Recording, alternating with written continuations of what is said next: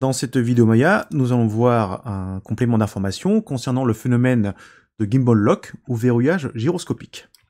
Donc dans cette scène, j'ai reconstitué le mécanisme des axes de rotation ou manipulateurs de rotation tel qu'il est réellement dans l'espace 3D ou dans l'espace ELR.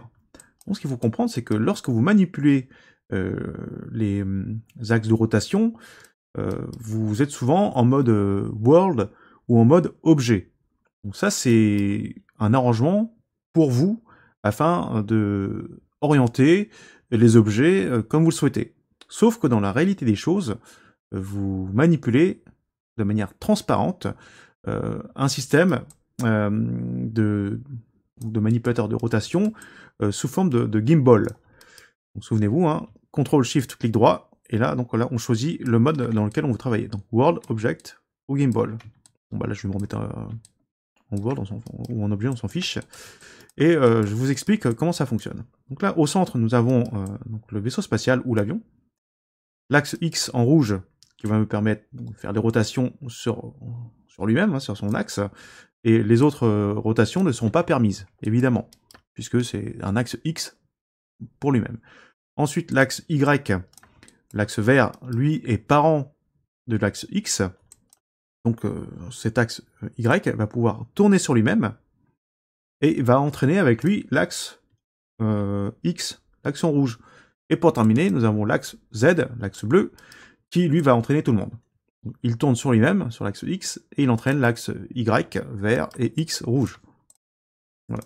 Donc on le voit ici, dans les hiérarchies, c'est l'outliner, où nous avons l'axe en bleu, donc axe Z, qui est l'axe de rotation primaire, l'axe Y, qui est l'axe de rotation secondaire, et à la fin, donc l'axe X, l'axe rouge, qui est le dernier axe qui ne satisfait que lui-même. Donc il ne fait que des rotations que sur lui-même, et il n'entraîne rien d'autre. Voilà. Donc là, ce que je vais faire, c'est refaire les rotations, les animations de rotation que l'on a vues sur la première vidéo. Et là, c'est à moi de les faire manuellement.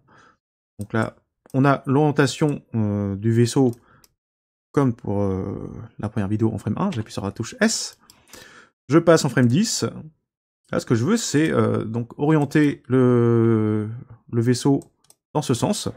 Donc là évidemment si je prends l'axe en rouge, donc l'axe X, bah, je vais pas pouvoir. Si je prends l'axe bleu, l'axe Z, je ne vais pas pouvoir. Donc le dernier axe qui me reste c'est l'axe Y. Donc là, je vais pouvoir le faire. Ok.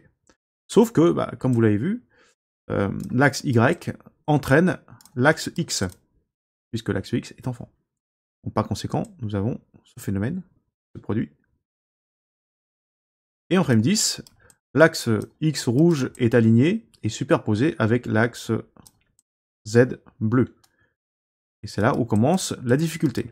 Donc en frame 10, bah, je repasse une clé d'animation hein, sur tous mes cadrans.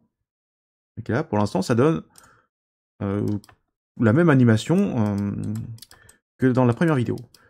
Alors, la difficulté maintenant, ça va être de passer de la frame 10 à la frame 20. Donc je me place en frame 1, et de faire en sorte que le vaisseau regarde vers le haut. Donc que le nez de l'avion pointe et soit orienté vers le haut. Donc là, si on regarde bien, je ne vais pas pouvoir le faire, parce que là, j'ai perdu un axe de rotation, j'ai perdu un axe de liberté pour pouvoir orienter l'avion vers le haut. Donc là, on ne va pas avoir 36 000 solutions, il va falloir faire comme le logiciel, c'est-à-dire tricher un petit peu. Donc là, la première chose que je vais pouvoir faire, c'est sélectionner l'axe en bleu, et je fais ma rotation. En faisant la rotation de l'axe en bleu, donc l'axe Z, eh bien, ça entraîne l'axe Y et l'axe X. Bah, là, ça m'arrange bien. Là, maintenant, j'ai l'axe X que je vais pouvoir utiliser afin de l'orienter vers le haut. Et maintenant, je vais replacer l'axe X pour que le gouvernail regarde vers l'arrière. Voilà. Donc voilà ce que j'ai en frame 20. Donc là, si je rembobine et que je reviens en frame 10, voici ce qui se passe. Donc 10, 11, 12, 13, 14, et ainsi de suite. Et donc là, on voit peut-être mieux, dans cette vidéo, que les 3 axes bougent en même temps. C'est-à-dire X, Y et Z. Alors que dans la première vidéo, comme il n'y avait pas de flèche ou de repère pour voir si l'axe Z tournait, là on le voit bien. Donc, même si l'axe Z, donc ici là, reste orienté dans le plan, dans son plan donc X, Y,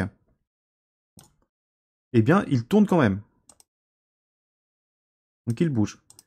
Et les 3 axes bougent en même temps, eh bien ça crée ce phénomène quand même assez désagréable pour les animateurs, qui part du gimbal lock en frame 10. Donc là, là, vous avez vu que j'ai essayé de délier, de démêler, en fait, de faire un déverrouillage gyroscopique, donc un gimbal unlock. Et pour réaliser ça, je suis obligé d'utiliser les 3 axes et de les faire tourner quasiment en même temps. Et c'est ce qui explique donc là que le nez,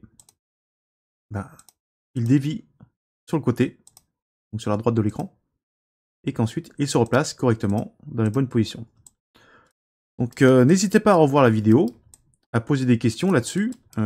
J'espère que vous aurez mieux compris grâce à ce complément, car le gimbal lock est un enjeu assez particulier pour les animateurs en 3D.